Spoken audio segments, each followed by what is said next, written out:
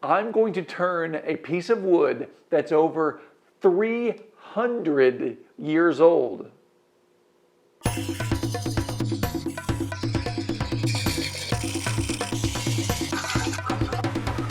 Hi, I'm Kent and welcome to Turn a Wood Bowl. Today we have this beautiful log that is over 300 years old. Now, I'm going to tell you more about this piece as we go through the turning, but needless to say, this is a pretty special piece of wood. Now, honestly, I love trees, and every piece of wood I put on the lathe is special, and I love showcasing that. This one is particularly special, and I got to be honest with you, this is making me a little bit nervous. I've only got one of these logs, and this thing feels significant. There's a weight to it, a weight in its presence, just the significance of it. Now, it actually has physical weight too, because it's loaded with resin or pitch. Resin and pitch are basically the same thing. It's a liquid that is inside the tree that's thicker. It's the sticky stuff that you run across if you're around a conifer. It only occurs in conifer trees. That sticky substance can be called resin or pitch, and quite honestly, we don't know exactly how the tree uses it. There is so much we don't know about trees, and the more you read about trees, actually here's some great books about trees. If you like trees as much as I do, you're going to want to check these out, and I'll put links in the description below for these books. But you realize the more that we think we know about trees, there are still quite a few things that we don't know. One of the things we don't know is what the tree uses the resin exactly for. We know that it's loaded with nutrients and different elements that the tree has provided to it, and it's actually produced within the tree.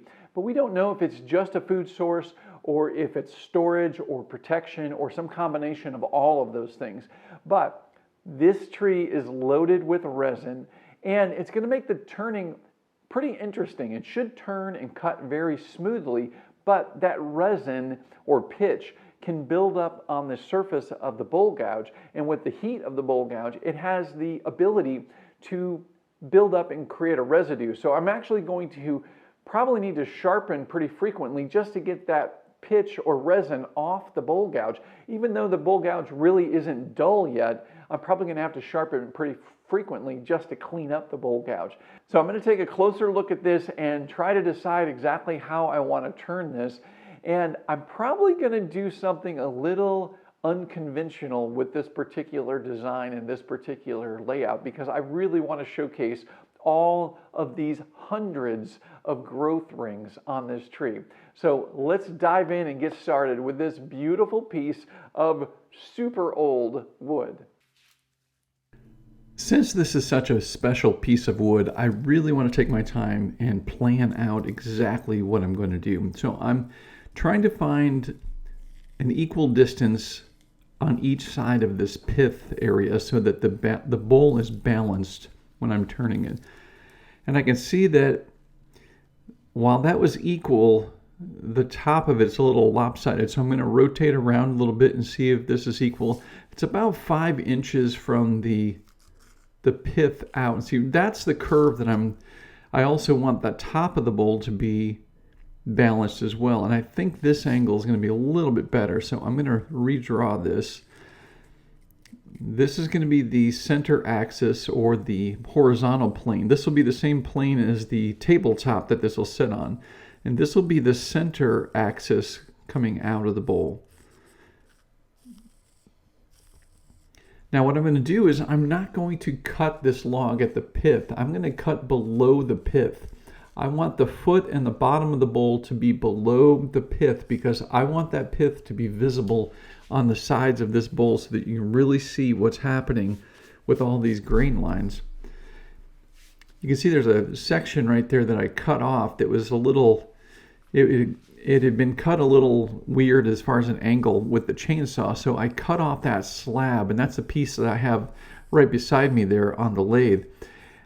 I'm going to sand that piece up, and I'm going to take a photo of it, and I'm going to count these rings here in just a little bit. Now I'm checking both sides of this to make sure that that's pretty even, and I'm feeling pretty good with this. I think I've got it where I need it to be. I'm kind of eyeballing up and down both sides to make sure I've got it right where I want it. And then I'm going to make a cut line right about here. And then I'm going to take this over to the bandsaw and I'm going to slice this open. I'm a little nervous about this because if this isn't done right, it would be a huge waste of a log. The bottom of this log is relatively flat, so it's staying stable there, but I really need to make sure that I just go very slow and steady. I actually just put a new blade on this as well, so it's cutting very smoothly, which is exactly what I need. And I seem to have hit my marks pretty well there, so I'm happy about that. It's looking good, and there's our line. Now, I'm going to mount this with a drive center, a 4-spur drive center, and I need to clear a little bit of this area at the top so that that spur can really get in there and hold on to the wood.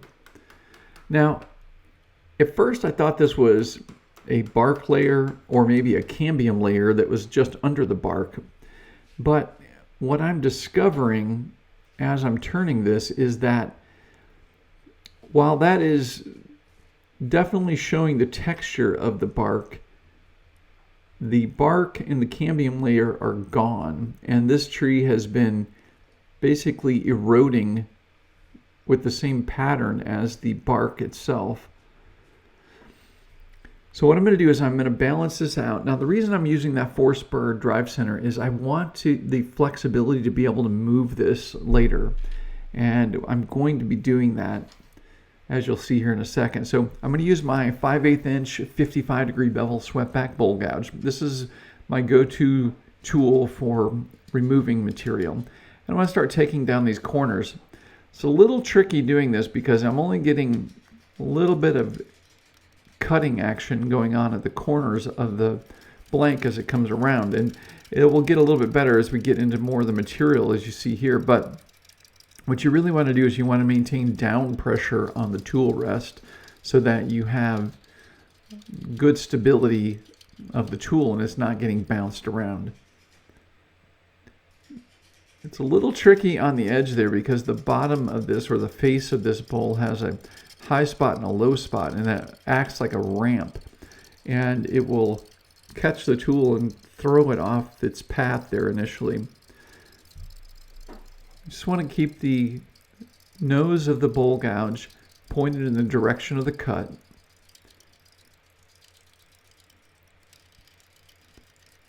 And we're just going to slowly remove material here. There's no rush. I don't want to be doing this quickly and ripping out material. I'm kind of taking a look at the sides here and seeing how this is matching up with the lines that I drew. At this point, I'm just trying to get material off of the corners so that I can really start sizing up this piece and determining how I want to make any minor adjustments to it. You can see the fibers coming off as just pretty much just in-grain dust. I'm not getting any shavings from this. It gives you some indication of how different this is. This wood is literally being held together with a thick coat of resin. Okay, so I'm going to use this tool to determine if the two edges are meeting, and they're not quite meeting. I do want to take enough time to adjust this. Now I'm going to make a very small adjustment there, and that's going to be enough to balance out those two top pieces. If you don't do this, what's going to happen is you're going to have one side that's going to be higher than the other, and while that seems like it's not that big of a deal, it can look pretty awkward once it's sitting on a table, and I'd rather not have that. So we can make that minor adjustment right now by adjusting the tailstock, and that's why I'm using this 4-spur drive center to turn the initial portion of this bowl. So I'm going to continue rounding out the shape of the bowl. We're not down to the sides yet, but I'm going to take a moment here and I'm going to clean the face of this bowl and get it ready for the tenon and the shoulder.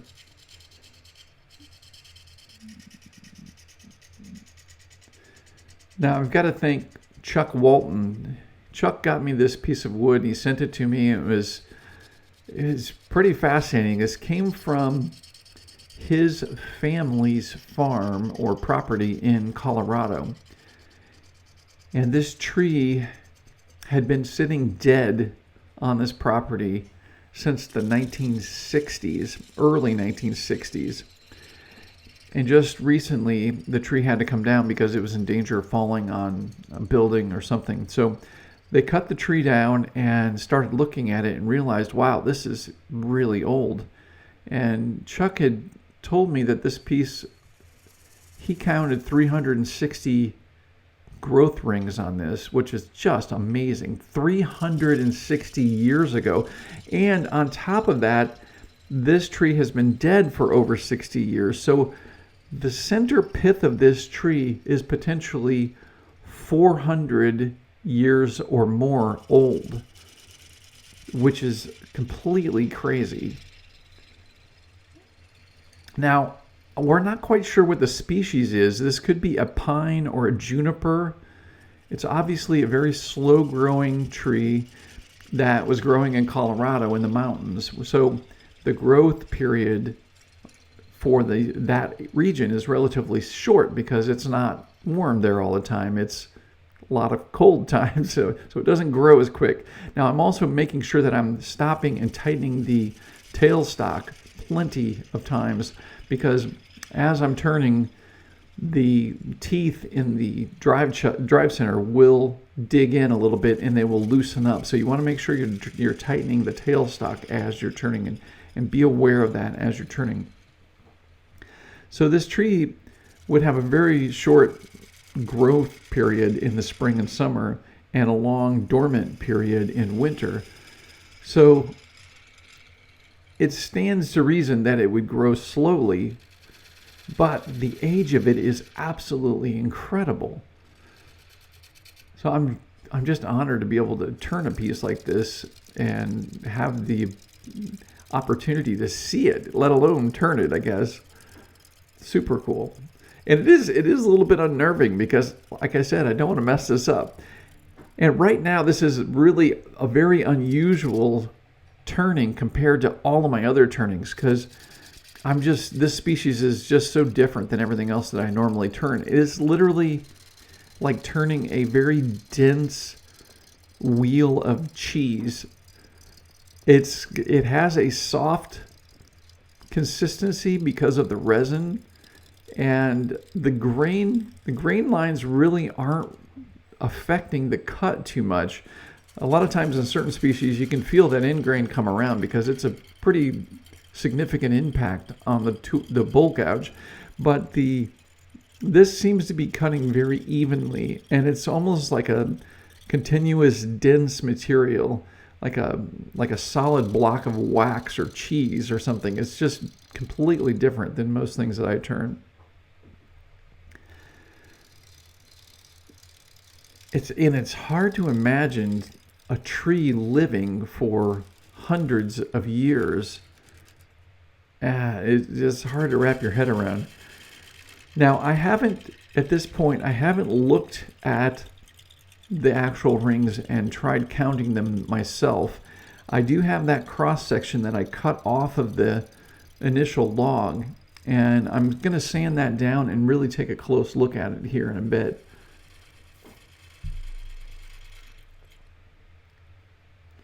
Now I'm backing up and taking a peek there at the overall shape of this. I have the tenon and the shoulder created, and that establishes the bottom of the bowl.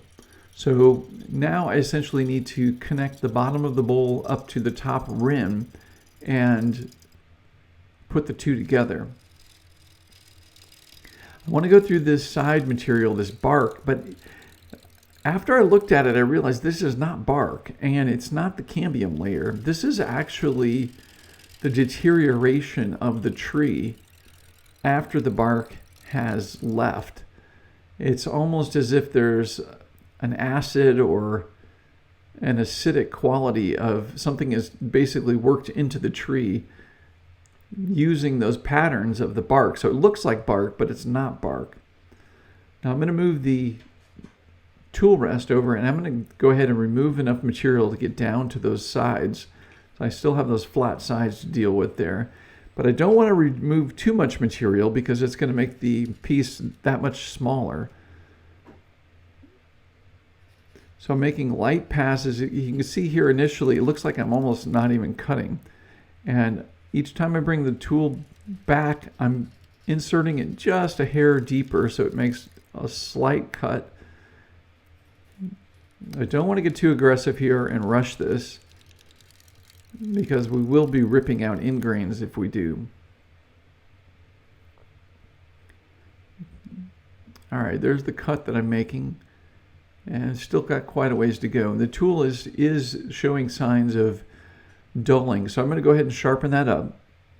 Now, I've got an online sharpening course that also deals with the shaping of the bowl gouges and all of the other tools. So if you are interested in using a 55-degree bevel swept back bowl gouge, you don't have to buy any special gouge. You can go get a regular bowl gouge, preferably one with a parabolic flute. Most of them are made nowadays with a parabolic flute. And in that course, I will show you exactly how to shape the front profile to match what I'm doing here. Now, the reason I'm making a cut from left to right here is because that's the supported grain cut, or the supported grain direction. And that's really important to know. I have a video all about the supported grain cut. You're going to want to check that out. Very important, especially if you are making smooth cuts but you're getting torn out material. It's probably because you have a non-supported grain cut direction that you're making with your tools. Once you understand how that works, it makes a world of difference. So check out that video. So I'm working down this surface until I get down to that continuous round shape and get those flat sides removed. But I'm going to take my time and check it, because you can sneak up on it a lot quicker than you think. And I also need to take a little time to move that tool rest in so I get good support there. And with this particular piece, I don't want to get aggressive and waste any material. I'm sitting here realizing at this moment that this piece of wood is older than the United States of America. That's pretty interesting. I know for us Americans that our history seems like nothing compared to Europe and that, which has thousands of years of history that are well established, but it's still relatively significant. And it's somewhat humbling to be able to turn a piece of wood that's been on earth for so long.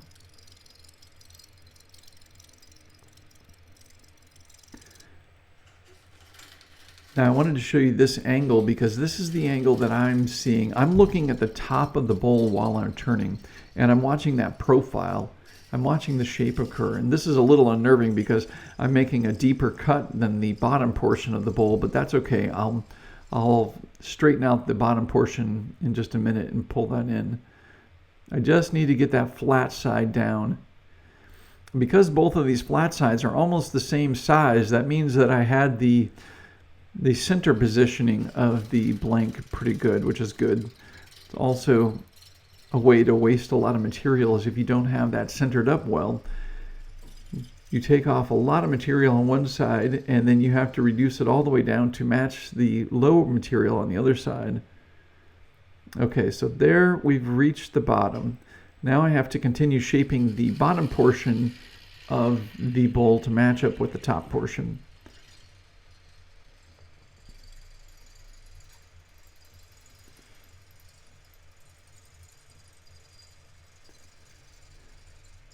Making a top pass here, and I'm going to merge all of those other shortcuts. Don't want to do it all in one shot. I'm going to use a scraping cut here to just quickly remove some material at the base of the bowl and get the curve of the shape that I want. Now what I was mentioning is I'm looking across the top of the bowl at the top profile, just like you can see at the top of this piece. I'm looking at that top profile while I'm turning. I set the tool up in its path, And then I watch that profile to make sure that I'm cutting with the curve that I want. It's getting there. Obviously we have that path, that high path on the center, but that'll be addressed here in just a moment. Always want to keep the tool rest positioned so that it gives you the most support.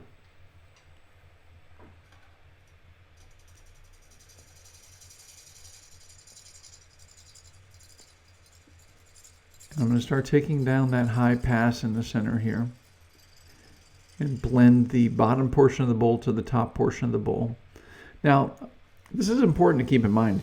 If you see some well-known turners that just do a quick little pass and boom, their outside of their bowl's done, that's great. And that's fantastic if you're a production turner and you've got 1 or 2 species of wood and you turn 50 or 100 bowls a week. That's no big deal. You can do that very easily. If you're working on pieces like this where they're one-offs, this is a one-of-a-kind bowl, obviously, because of the tree species. I've got a high spot there that needs to be dealt with, and I still need to deal with where that's blending, but I'm much closer now, so it's looking pretty good. Now I'm going to use a shear scrape to fine-tune these high spots and merge and blend these areas together. And that's what I really wanted to talk to you about, is that you do not have to make some incredible pass from the bottom up to the rim all in one shot. You can work on each section individually and then use the shear scrape to blend them together. I have a video all about shear scraping and how to do it and how to execute the shear scrape properly. And this is a great technique to use to blend areas together and to fine-tune high spots in that without making a push cut. When you make a push cut, you have the chance of getting a little more aggressive and taking away too much material. So the shear scrape is great for this. You can see how I'm just lightly shaving away material, and you can see the shavings coming off of there. This is actually one of the first times I actually have shavings coming off versus just dust.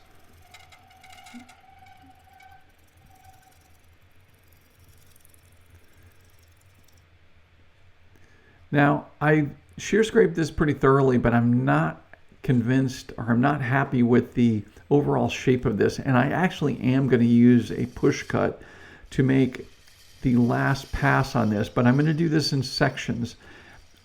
I went back to the sharpening station and sharpened the gouge to make sure that it's incredibly sharp and ready to go. That's very important. Now the cut that I'm doing is a very light cut.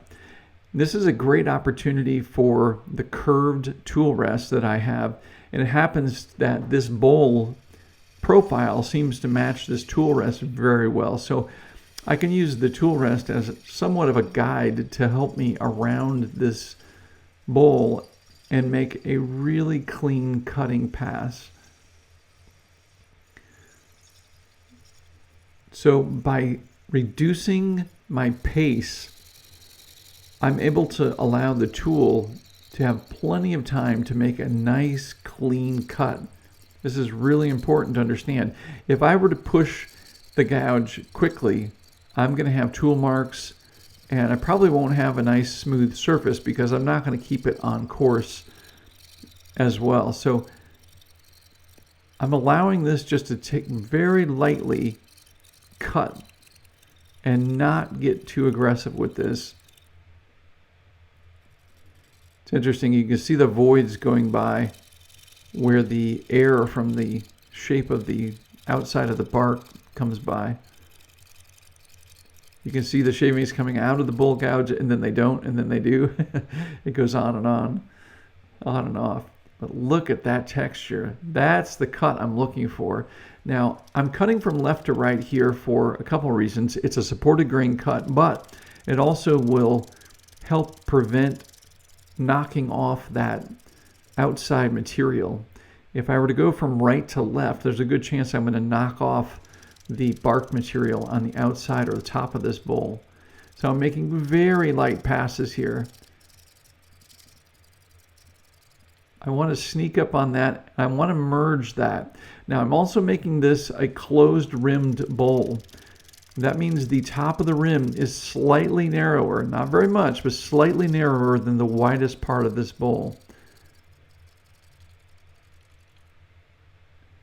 And now we have those edges blended together. Now, I'm happy with the shape of this. I'm going to go ahead and shape the dovetail for the tenon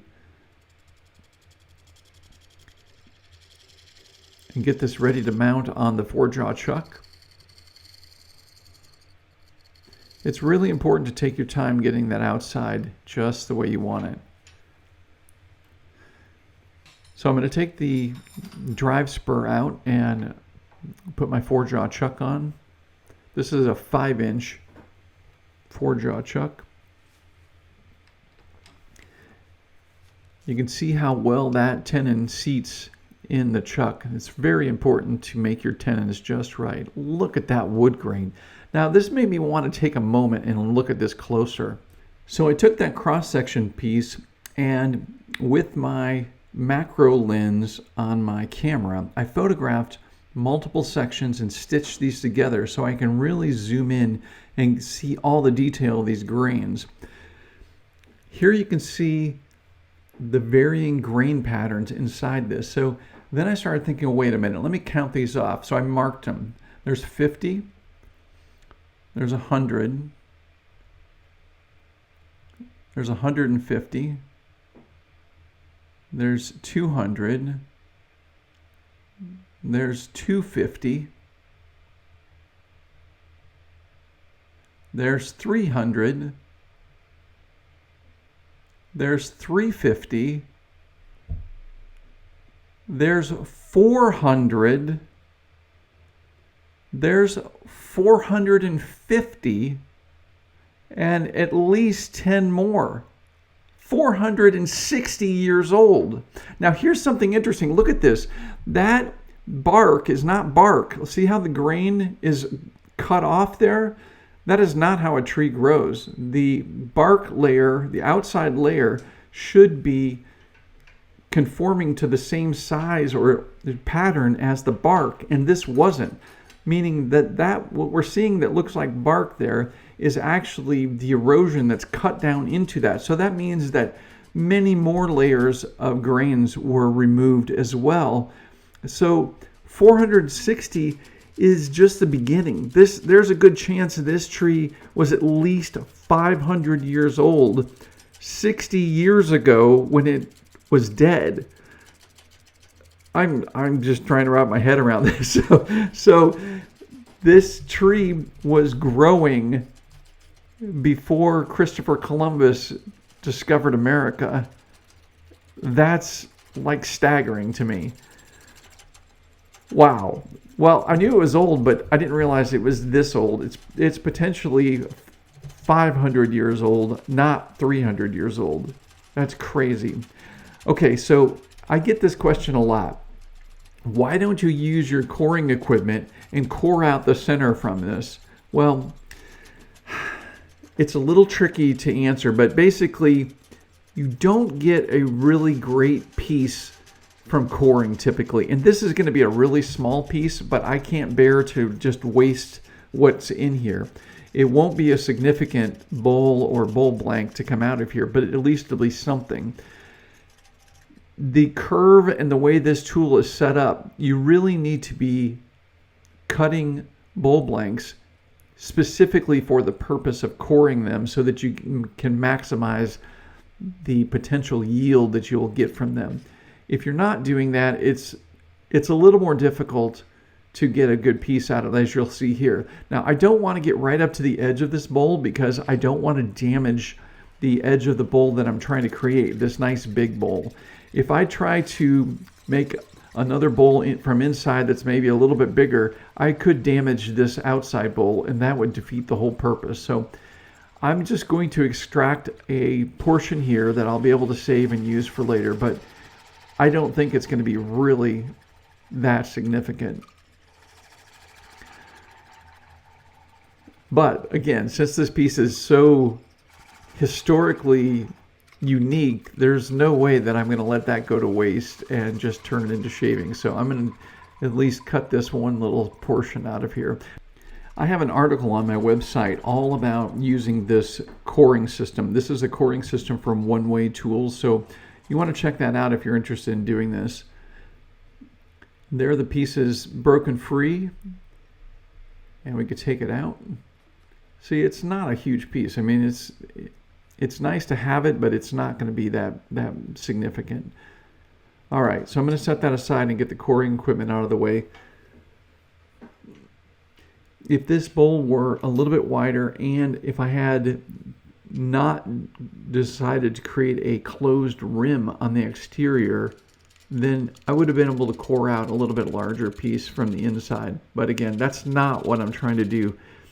You can very easily have two mediocre or poorly executed bowls trying to do this. Instead, I need to focus on this bowl and make sure that it's exactly what I want it to be. Okay, so I'm going to establish the wall thickness here. I want to do that right away because I want to determine what the wall thickness will be all the way down the inside of this bowl. Now, I'm not going to make this super thin because I don't know this species well enough. I don't know how long this tree has sat dead. I don't know if that resin's going to hold it together. I don't know if those big top sections of those wings are going to break apart, and obviously I don't want that to happen.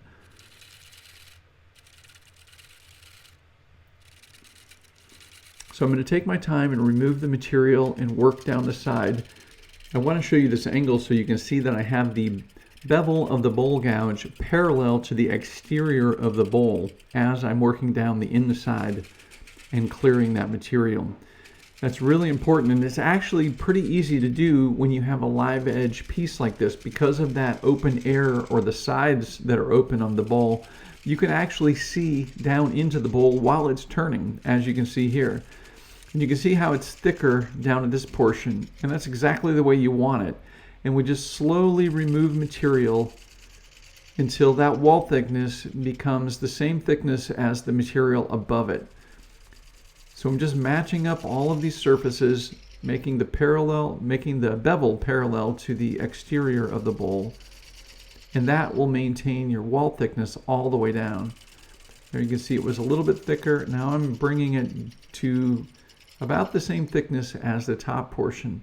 And it's a good idea to stop frequently and check. And it's feeling really good. So that's interesting. That's not bark, that's an erosion. And look at that. You can see that. You can see how sharp those edges are, and they're holding on, which is good. I'm a little concerned that because it is essentially dead wood, I'm wondering if any of this is going to go flying off, and I hope not. Here you can see from a little bit different angle that how I'm working that inside of that wall, just taking off a little portion. It's really sharp edges. I need to make sure that I don't get caught on any of those. So yeah, so this is absolutely incredible. This piece is, we know this actual section is at least 460 years, or it has 460 years of growth on it. The other thing that's interesting is that this is higher up on the tree, meaning the base of the tree potentially was wider with more growth rings in it. It would seem as if they would have the same amount of growth rings, but with the erosion of the exterior of this, it's hard to tell. I would love to know what species this is. If you've got any idea what this might be, it's obviously in the pine or juniper family. Very slow growing, old growth conifer from the Colorado Rocky Mountain area. It's just absolutely amazing.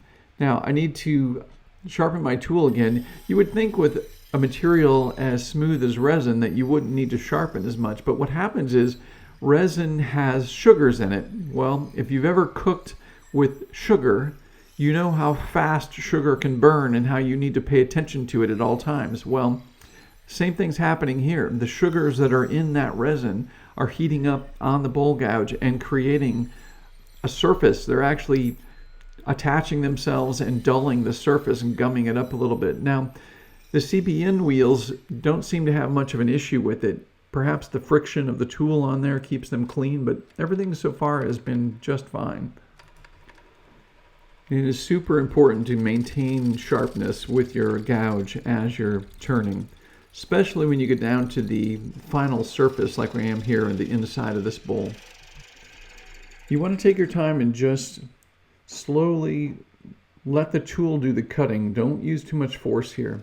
Again, I don't know how strong these walls are going to be, and hopefully this piece stays together. I would hate to lose it at this point. So I have the walls, the exterior walls, down to about their finished thickness. I just need to make some passes here to clean up the last little bit to finish that curve on the inside.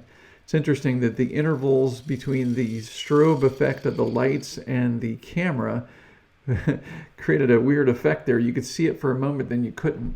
Now I'm using a piece of tape here to mark my tool rest. I'm using my inside curved tool rest now, and I'll have a link for that in the description below, as well as all the other tools that I'm using in this video. But I'm using that mark just to give myself a little bit of a reminder not to go past that piece of tape, because if I do, I might put my hand in the way, and because there's so many sharp edges here, that wouldn't be so great. Now I'm switching over to my secret weapon. This is my micro bevel bowl gouge. The micro bevel bowl gouge allows me to basically insert the tool almost straight in, where most other tools, even my 55-degree bevel swept back bowl gouge, are a little tricky to get into a deep bowl like this. This tool can do it. Now, if you're working with something like a 40-40 that has a 40-degree front bevel, there's absolutely no way you can put that tool in the bottom of a bowl like this. You have to have something like this micro bevel bowl gouge. Now, if you're interested in creating a micro bevel bowl gouge, well, you can make your own from any bowl gouge, and we go over all the details in the tool sharpening course. The tool sharpening course probably should be renamed to tool sharpening and tool shaping course, because I show you guys exactly how to shape all your tools there too, including the micro bevel bowl gouge. You can see that I'm essentially bringing the entire center bottom portion down all at one time so that I can merge it in with the curve that's been established on the inside walls that we did down the side. And that's exactly what I'm doing here, is I'm picking up the areas that were last cut and then bringing that down into the bottom portion of the bowl.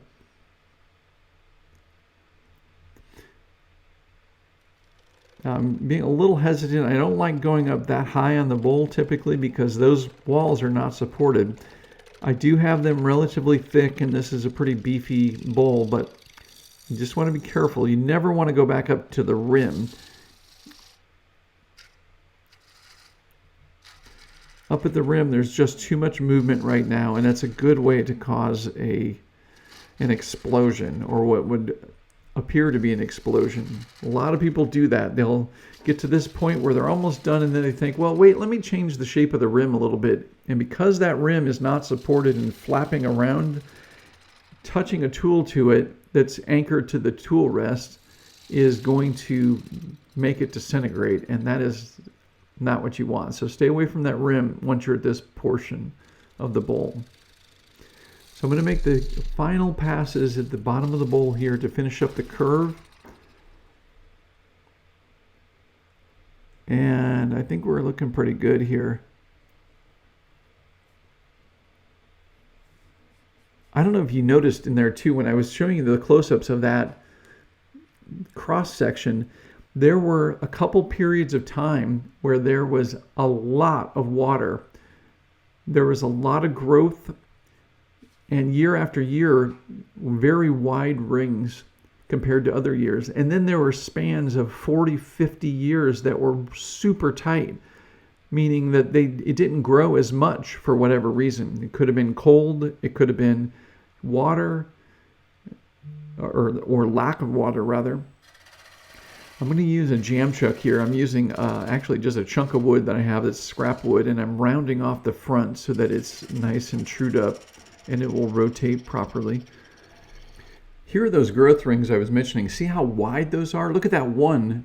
There could have potentially been amazing floods or a tremendous amount of water, but then look at how tight they get years later. There's almost hardly any noticeable growth there. Anyway, it's absolutely fascinating to think about that you can use a piece of wood like this to see what happened in a particular location as far as the climate. Absolutely incredible. And what was interesting, there was a couple periods of time where there was a lot of growth and very little growth. So it makes you wonder about the rhythms of the earth and the weather patterns that we have and everything that we think we know so well. It makes you wonder how much we really know. Okay, so I've reversed this bowl and mounted it in the jam chuck, and I'm going to clean up this shoulder and turn that into the foot of the bowl. I'm just shaping the outside of the foot, and I'm just being very delicate here to make sure I don't go too far. I'm going to get in here with my spindle detail gouge, and I'm going to clean up that corner. Now there's a little bit of a high spot on the bowl itself. I'm just going to lightly shave that away. And then I'm going to come back from the other angle to clean up that corner very lightly. And then I'm going to take my 1/2 inch 55 degree bevel swept back bowl gouge, and I'm going to lightly shear scrape that and blend those surfaces together. Just want to go very delicately here. It's just the bottom wing that's touching and shaving. It's essentially like a shave that's happening. Very light amount of material is being removed.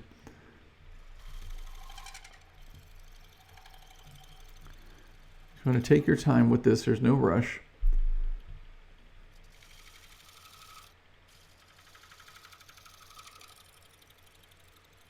Remember, the exterior of the bowl is the bowl. It's what we see, it's what we feel. You want to take your time and make sure that this is done exactly the way you want. Now I'm going to level off the foot and make sure that's nice and horizontal so it'll sit flat on a tabletop. And then I'll start shaping the inside of the foot and remove that material.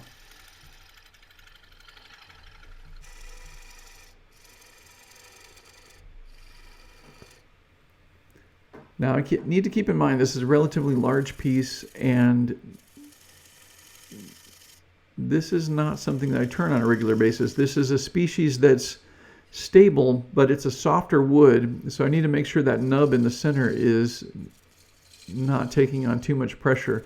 Now I'm turning with a completely open flute here. I'm making a very light cut, and I'm being very careful. If I get too much material in there, I'm going to get a catch, and I'm going to send this thing flying and most likely rip off one of the wings on the bowl as it tries to clear that jam chuck. So you want to be really careful doing that cut.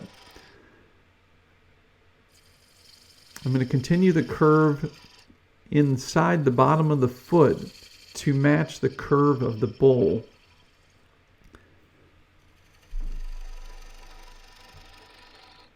And just nibble this away.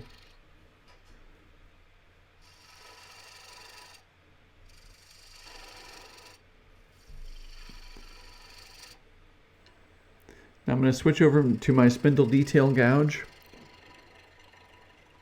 and I'm going to continue making that nub narrower, and I'm watching that nub very closely. I got a little knockout there material. I'm not going to stop the lathe. The torque from stopping it and starting again would be enough to break that nub, so instead I'm going to cut it off right here. I'm going to apply forward pressure while I'm turning off the lathe. You can see that little notch that popped off there. And that'll just come right off, and I'll sand that smooth. Wow. I don't know what to say. This is absolutely amazing. Look at that wood grain. Look at the texture of the exterior of this. Absolutely stunning piece to look at. And to think there's over 460 growth rings that we can see on this bowl. Who knows what the actual age of this tree was, but it's hard to wrap my head around, honestly. Wow. Nature is absolutely amazing. Thanks again, Chuck, for sending this. Greatly appreciate that. Well, here it is, and I love it. This is not sanded, and I'm not going to apply finish to it because it is so full of resin that it really doesn't need a finish. Now, if you turn something, or if you turn on a regular basis wood that is very full of resin and you have a particular finish technique that you like, let me know. Leave a comment below. I'd like to know what you're doing with that. But for right now, I'm not going to do anything with this. I'm going to let this dry and see what happens. There are some tool marks in here, but I don't care. I can see the pith and I can see all these radiating grain lines, and that was the whole idea. Now, this is not typical. Normally with a side grain mounted bowl, we'll cut the log right in half at the pith, but instead I really wanted to be able to see all of these grains and all of these in-grain lines going out from the pith outward. So what I did is I cut the log below the pith, which gave me the pith to be in the side of the bowl. Because this is so old and it's most likely gone through all of the tension and all of the decompression that is going to, and it's loaded with resin, which is really holding this thing together quite well. I'm not really too worried about the pith area. I think it's going to be fine. We'll just see what happens. Now, I turned this a little bit thick. I would have liked this to be nice and thin, but I am not familiar with this wood. I don't even know for sure what species it is. So what I didn't want to do is make this too thin and have big chunks of this top rim just breaking off. That wouldn't be any good. Now, I might sand this down the road, but for right now, I'm going to leave it like it is. This is the final pass with the bowl gouge on the outside of the surface. There you can see how beneficial the bowl gouge really is. When you're making beautiful slicing cuts with a bowl gouge, you're going to get an amazing finish that only needs a little bit of sanding, or in this case, no sanding. Now, again, there are tool marks in here, but they're very minimal and they will sand out if I decide to go that route. So you might want to check out my Bowl Gouge Mastery online course. There we go over everything you need to know to be able to use the bowl gouge properly and get finishes just like this. So check that out. All right, guys, I hope you enjoyed this video. If you have, leave me a comment. I would like to hear from you and hear what you thought of this piece. And be sure to like this video as well. I greatly appreciate that. And subscribe if you're not already subscribing. Also, be sure to check out my website, turnofwoodbowl.com. Over there, I've got everything you need to know about turning wood bowls. And I've got several online courses that are going to help you kickstart your skills for turning bowls like this very quickly. So check it out, turnawoodbowl.com. All right, guys, thank you so much for watching. And as always, happy turning.